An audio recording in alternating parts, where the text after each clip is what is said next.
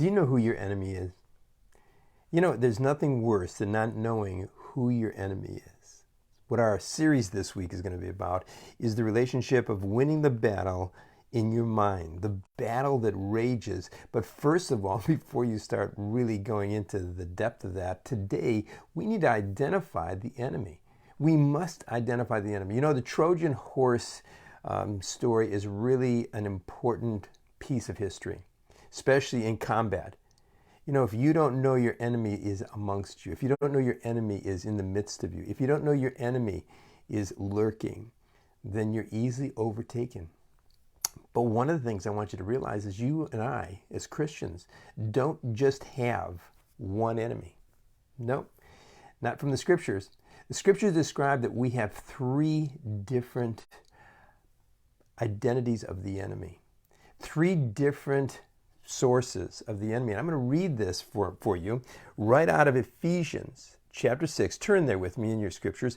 Ephesians chapter 6, verse 12 says it all. It wraps it all up, and I'm going to be reading out of the Amplified Version. It says this: "For our struggle is not against flesh and blood, contending only with the physical opponents, your boss, your wife, your kids, whatever that seems like you're fighting, but against the rulers, against the powers, and against the world forces of this present darkness and this age, against the spiritual forces of wickedness in the heavenly supernatural places." Wow, that's out of Ephesians chapter 6, verse 12.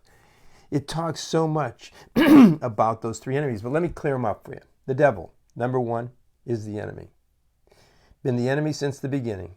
He's already beaten. He is already a loser, but he is fighting tooth and nail. Number two is the world around you that tries to conform and tries to make you believe in the way you should go instead of following the way of the Spirit of God.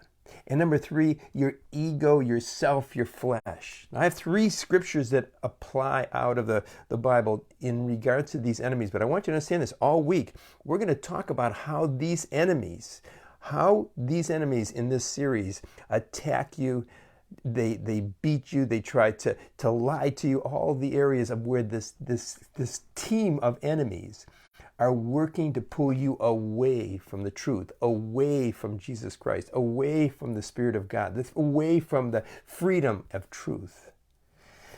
Let's talk about the devil. John 10:10, very clearly. The thief is what his terminology or his term of name is in this particular verse, but the devil comes to steal, kill, and destroy. Comes to lie because he's the father of all lies. And he stands in contrast to the Spirit and the truth of God. And we're going to learn that during this series so that you are so able to identify the enemy.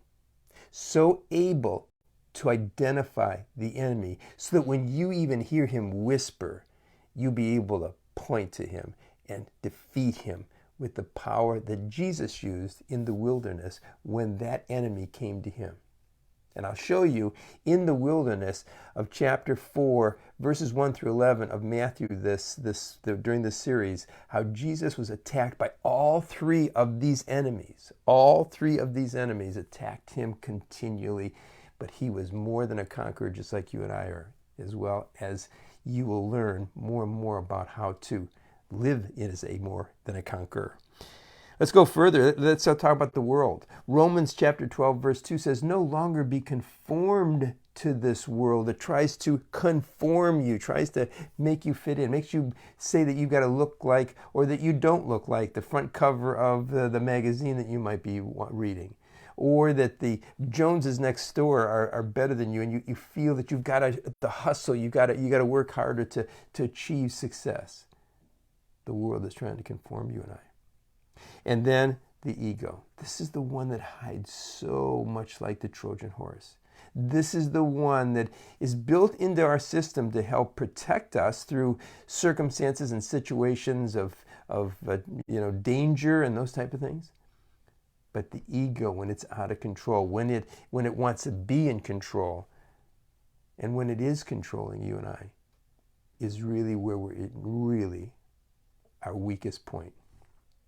Because see, that's from inside. That's like the Trojan horse from inside. The devil whacks and hits you. The world tries to conform you. But that ego is a part of your system.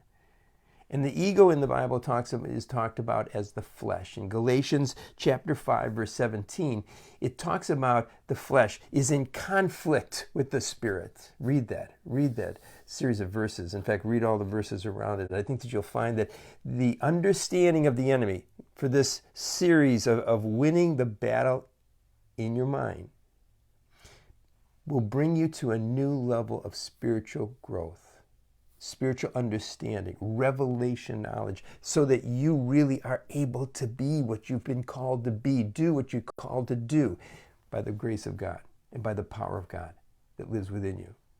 But not knowing the enemy, you're vulnerable to every circumstance, every situation, everything that comes against you. You don't know where the enemy's coming. David says, 10,000 from my right, 1,000 from my left. I'm getting beat from each side. I don't even know which way is up. But blessed be the name of the Lord. He is my strength. He is my power. He is my courage.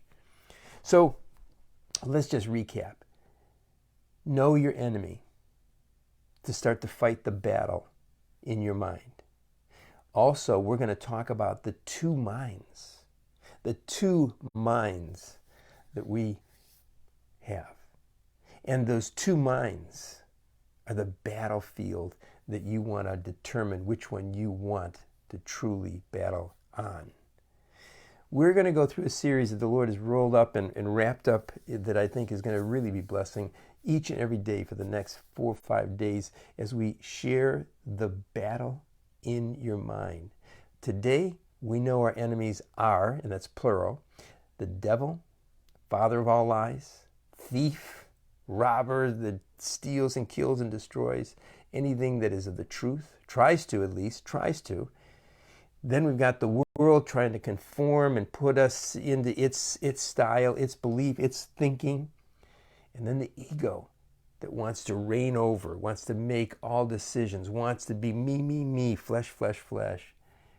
And as we take that apart this series, we're really going to give each and every one of us the ability to be able to see more clearly and no longer be tempted, or not even tempted, no longer be enticed, no longer be fooled by the Trojan horse of our enemies coming into our camp, into our mind.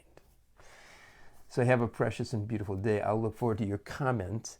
I'll look forward to what you're thinking right now, what you've heard, because this is important. And do me a big favor. Take a moment right now before you close down and share this post.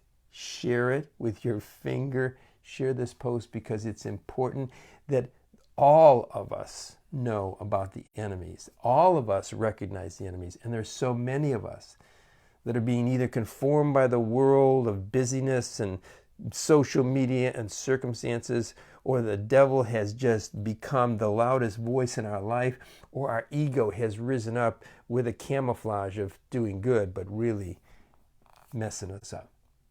So I hope that this really touches you. If it does, give me some of those thumbs up, give me some of those hearts. I like to see those pops. I know that you really are sensing what we're talking about in this series that we're going to go on day after day to really bring forth the understanding of how to win the battle in your mind, but knowing which mind we're working with and which power we're working with, which is Christ Jesus.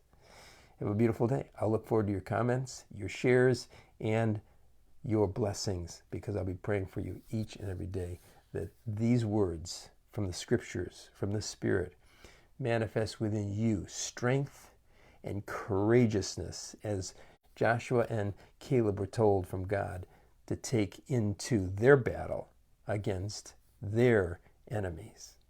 See you tomorrow.